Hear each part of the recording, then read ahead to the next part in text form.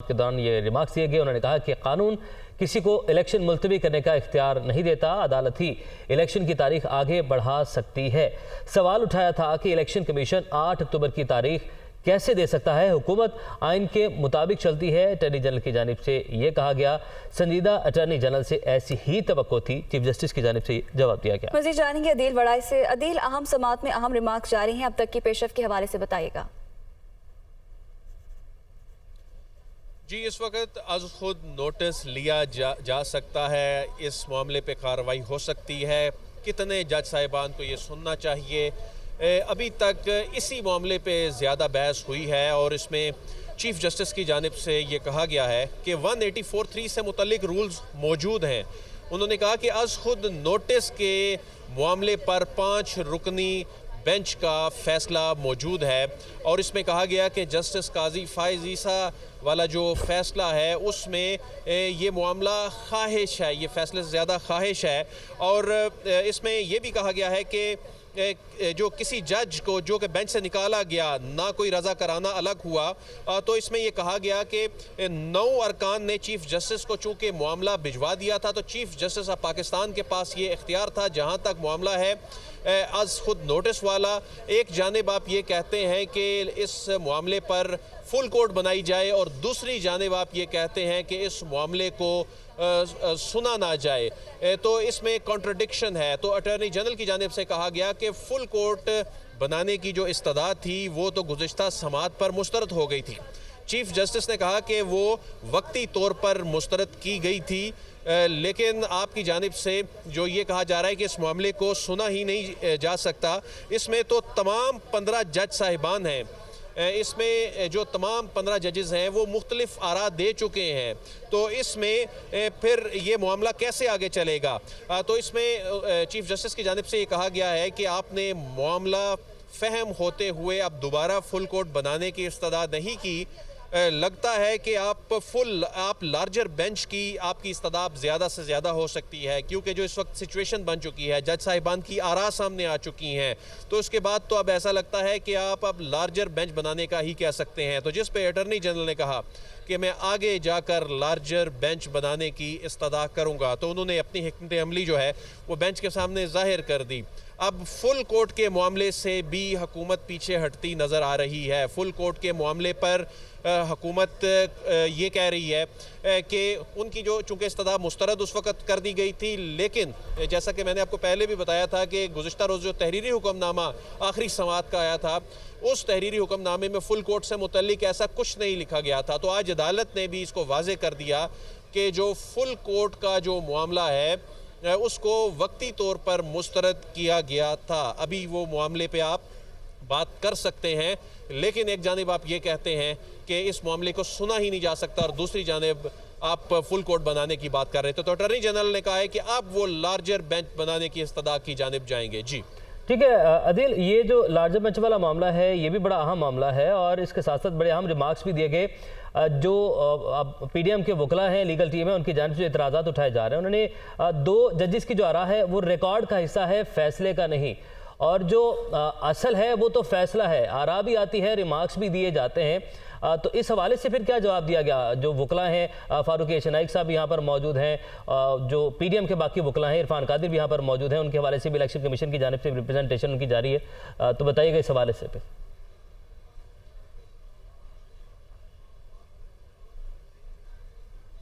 अदील से भी मालूमात हासिल करेंगे। भी आपको बताएं कि समात इस वक्त जारी है और अदील हमें यही अपडेट कर रहे थे कि फुल कोर्ट के मामले पर हुकूमत अब पीछे हटती दिखाई दे रही है और अदील वड़ाई से हमें अपडेट किया कि जो हुकूमत है अब वो लार्जर बेंच की जानिब जो है वो जाती दिखाई दे रही है। समात बहरहाल इस वक्त जारी है और चीफ जस्टिस की जानिब से ये रिमार्क्स दिए कि कानून किसी को इलेक्शन मुलतवी करने का इख्तियार नहीं देता। चीफ जस्टिस ने कहा कि अदालत ही इलेक्शन की तारीख आगे बढ़ा सकती है। जी हाँ, समात का अहवाल बताएं तो चीफ जस्टिस की जानिब से कहा गया कि अदालत ही इलेक्शन की तारीख आगे बढ़ा सकती है। सवाल उठाया था कि इलेक्शन कमीशन 8 अक्टूबर की तारीख कैसे दे सकता है, हुकूमत आइन के मुताबिक चलती है। अटॉर्नी जनरल की जानिब से कहा गया, जबकि चीफ जस्टिस ने इस्तफसार किया कि संजीदा अटॉर्नी जनरल से ऐसे ही तवक्को थी। आपको बताएं कि इरफान कादिर को अटॉर्नी जनरल के कान में लुकमा भी दिया गया। क्या इरफान कादिर अटॉर्नी जनरल को बचाने आए हैं? जस्टिस मुनीब अख्तर की जानिब से ये कहा गया। अदिल बड़ाइच हमारे साथ मौजूद हैं, हमें इस बारे से अपडेट करें। अदिल, मैं सवाल कर रहा था, मैं पूछना चाह रहा था आपसे कि जो फैसला होता है वो असल बात है, वो फैसले की होती है, जो अदलिया का फैसला होता है। चीफ जस्टिस ने भी आज इस दौरान यही कहा, जब ये एतराज़ उठाया जा रहा था कि 4-3 की आरा है, तो चीफ जस्टिस ने यह वाज़ेह किया कि आरा रिकॉर्ड का हिस्सा फैसले का नहीं है, असल बात तो फैसला है। तो इस पर क्या रिमार्क्स दिए गए जो हुकूमती वकला हैं उनकी जानिब से? ये बड़ी दिलचस्प सूरत हाल थी, यानी जो असल मामला जिसकी वजह से अभी तक एक आइनी बहरान का शिकार है, जिस पे एक फरीक ये कहता है कि जो 27 तारीख को फैसला सामने आया था उसमें 4-3 से ये फैसला सामने आया, तो इस पे चीफ जस्टिस ऑफ पाकिस्तान की जानिब से कहा गया कि आप वो फैसला पढ़कर सुनाएं, आप उस फैसले में हमें ये दिखाएं कि कौन से जजेस रजा कराना तौर पर अलग हुए। उसमें तो ऐसा कुछ नहीं लिखा, और उसमें यह कहा गया है कि अदालती रिकॉर्ड के मुताबिक किसी जज ने समात से माजरत नहीं की, और ये अदालती रिकॉर्ड जो है ये आपके सामने, आप इसको पढ़कर सुनाएं। उस पर तो 9 जज साहिबान ने इख्तियार दिया है चीफ जस्टिस ऑफ पाकिस्तान को, और वही एक ऑपरेटिव पैराग्राफ है जिस पे 9 जज साहिबान के दस्तखत हैं। तो अदालत बड़ी क्लियर है, यानी जो आपका सवाल भी है, अदालत बड़ी क्लियर है कि जो खुद से एज्यूम किया जा रहा है कि ये 4-3 का फैसला था, इसमें अक्सरियत कौन सी है, अकलियत कौन सी है, अदालत कह रही है कि आप वो फैसला पढ़ लें, जिसमें 9 जज साहिबान ने ये इख्तियार 27 तारीख को जब ये मंजर आम पे सामने आया तो एक नया बेंच बनाने का दे दिया, और उसमें ये नहीं कहा गया कि कौन कौन से जज साहिबान इसमें शामिल होंगे। वो तो चीफ जस्टिस ऑफ पाकिस्तान की सवाबदीद है कि उसमें कौन से जज साहिबान को शामिल किया जाए। फिर उसके बाद जस्टिस काजी फाइज ईसा का जो फैसला है, दूसरी जानिब फिर अब हुकूमत ये कहती है कि ये भी तो एक फैसला है और 2-1 से आया है, इसको जनाब चीफ जस्टिस ने या सुप्रीम कोर्ट ऑफ पाकिस्तान ने कैसे एक इंतज़ामी सर्कुलर के ज़रिए नज़रअंदाज कर दिया। तो उस पर अदालत ये कह रही है कि उस पर 5 रुकनी बेंच का फैसला मौजूद है, ये उसके खिलाफ है। चूंकि 5 रुकनी बेंच, एक बड़ा बेंच जब ये फैसला देता है तो छोटा बेंच जो है उसके खिलाफ कोई फैसला नहीं दे सकता।